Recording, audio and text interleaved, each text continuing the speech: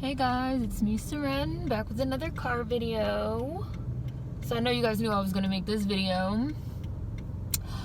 They are dragging MAI'S by the hairs of her chinny chin chin after her label had a cease and desist letter sent to the singer Jacquees, the Black American from Decatur singer Jacquees. They sent him a cease and desist letter after his cover of her song Trip just really basically started getting some steam, getting some traction, getting some buzz. This is not appearing to be a good look for LMA, because a lot of people feel like, number one, it's hypocritical because LMA herself blew up singing covers, especially Chris Brown covers and covers of like various, mostly like Black American artists, and singing these like, these R&B pop songs, like especially Chris Brown. Like, she used to sing a lot of Chris Brown songs, and that's basically how she got noticed, was singing these covers on social media and her covers blowing up. So number one, people are saying like, well, that's hypocritical of you. Like, you blew up singing covers, and now you're gonna have your label, you're gonna pull a Taylor Swift, because y'all know Taylor Swift will sue anybody for anything. So people are like, now you basically have your label pulling a Taylor Swift on Jacquees for doing his, little unofficial remix cover of your song. And Jacquees did change the lyrics of the song, but he did keep the hook, and a lot of people liked Jacquees' version better. It was getting some radio play. A lot of people are saying that what her label did was fine, because they were saying that Jacquees was making money off of it. Jacquees took to Twitter. T-Pain had tweeted some stuff about like money being made, and DJ Mustard, who LMA is like one of his artists, so of course he's gonna cape for his artist, talk about he's tired of people picking on LMA. Now we picking on her, right? We bullying her, we so mean. And just basically saying like, well, the label sent the letter because Jacquees is making money off the song he's stealing. So Jacquees took to Twitter and was like, no, I'm not making money off the song. I don't have the song monetized on any platforms. The song was on YouTube and SoundCloud, and it has since been removed from both of those platforms. I have to say, I know for a fact that you don't make shit off SoundCloud, nor do you make anything really off videos that are less than 10 minutes on YouTube. I know people don't know that, or I've heard people think that's like an urban legend. Like, no, that's not true. It's real. Like, it's not just an urban legend. Like, any video that you upload to YouTube that's less than 10 minutes, you cannot fully monetize it. You make less than 1 cent. So like basically they sent a cease and desist letter probably over, if anything, I don't know, like $200, because let's say the video I heard that it got up to like 2 million views or something like that. In YouTube money, that's probably like $150 to $200. So it's like, and it's an unofficial remix, right? Because there's also a lot of people that are saying like, well, at the end of the day, it's still her song, and he shouldn't be covering her song. Which again, this is ironic, because LMA herself got a career off of covering songs. And I also want to say that doing unofficial remixes and covers is a thing in R&B and hip-hop culture. This is what we do. Now, this is the part of the program where I say that LMA is a Brit. She's a British girl. She's not a Black American. She is not...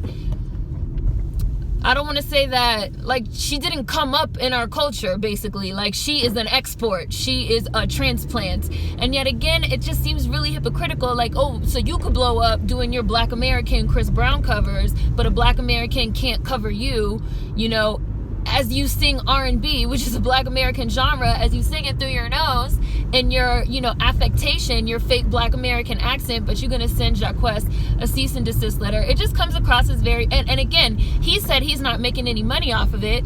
So it's like, he's not making money off of it. Unofficial remixes, and people are even saying like, well, he did a video for it. Like, people shoot unofficial remixes and videos all the time. They get radio play all the time. Like, Plies did an unofficial remix to Boot Up. He filmed a video for it and everything. That stuff is still up. There was no issue with it. So a lot of people feel like the issue is specifically that Jacquees' version was getting some play, and LMA and her label decided that they didn't like it. And a lot lot of people are just like, that's fucked up. Like, here is proof of stopping a bag. Like, y'all like to talk about, oh, people trying to stop bags and shit like that. Like, here is legit proof of trying to stop a bag. Like, here is somebody that they did an unofficial remix. The remix is getting some buzz, is getting some play, and you literally send the cease and desist to shut their shit down. There's a claim being made that money was being made off of it. Jacquees said that that's not true. I believe him. And again, this plays into our R&B and hip-hop culture of doing response tracks, response songs, response videos. My thing keeps moving. Response tracks, response, videos, covers, unofficial remixes. This is something that we do, extrapolating lyrics, using lines. This is something that we do. And I feel like, this is part of what we're talking about when we talk about like outsiders in our culture. People don't know the rules of our culture. They don't understand the way that we do things in our culture. They come in our culture and they getting lawyers involved and cease and desist letters getting sent, and I've thought of some examples. I was like discussing it online and I used some examples. I was like, Dej Loaf, she signed to Columbia. Try Me was an official single that was put out by Columbia. Lil Wayne covered it, right? Nobody cared. Like, Plies covered Boo'd Up. Nobody cared. T-Pain covered Boo'd Up. Nobody cared. Which is how T-Pain even got involved in the first place, for him putting his, 2 cents in or whatever, was because people were like, well, T-Pain did his cover and nobody cared. And then T-Pain was like, oh, well, apparently Jacquees was making money, blah, blah, blah. And then Jacquees replied to T-Pain and was like, nigga, no, I wasn't. Like, don't put that out there. Don't put that on me. Like, my shit was just getting some buzz. Like, that's it. So it's just like, it's funny. It's funny yet again how we can see people, non-black Americans, that's getting a come up off of our music. They're getting a come up off of our style, again, our affectations, our culture, but then they don't even know how to play by the rules of our culture, number one. And when one of us starts to come up, they don't like it. When one of us starts to come up in return, they don't like it.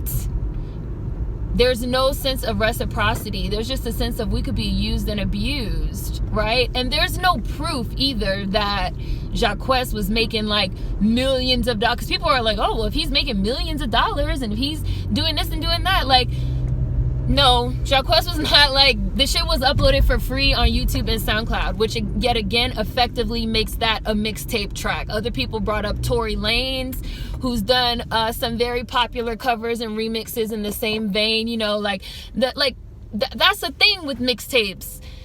Lil Wayne used to put out a mixtape every single year it was the hottest songs from that year, him spitting over, right? That's something that we do.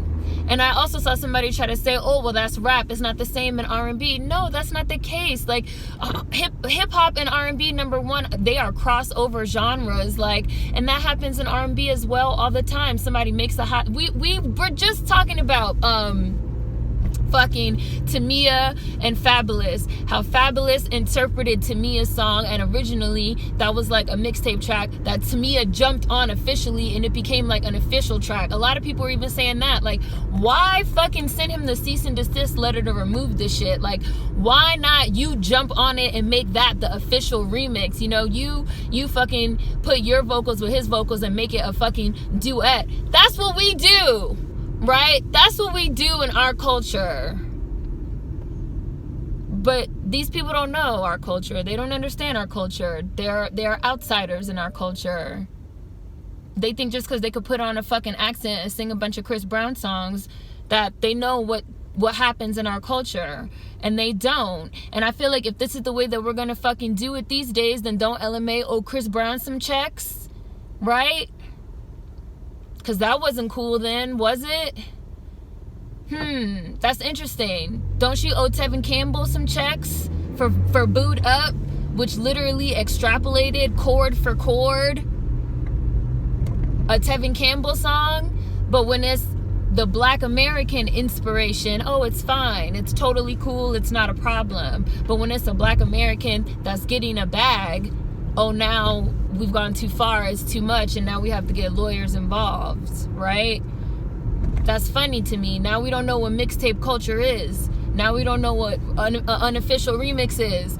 Now we don't know what a video is that you just upload onto YouTube, or some shit that you did for fun that you just put on SoundCloud, right? Jacquees ain't no Lady Gaga either. Like, he's not no Beyonce level superstar that he's out here fucking robbing LMA.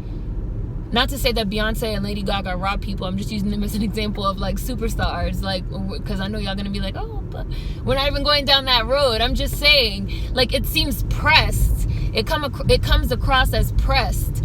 He claims he wasn't making any money from it. Any money that even could be made from SoundCloud and YouTube would be very, very, very small. He even switched up the lyrics. So again, this is an unofficial remix, which people do in our culture all the time. It was just getting some buzz, and they decided they didn't like it, period. Which is hypocritical, because this bitch came up herself doing Black American covers. Outsiders in our culture, they gotta go. They gotta go. They gotta go. They tripping. Sorry, I couldn't resist. So yeah, let me know what you guys think in the comments. Y'all knew I was gonna do this video. See you guys next time. Peace.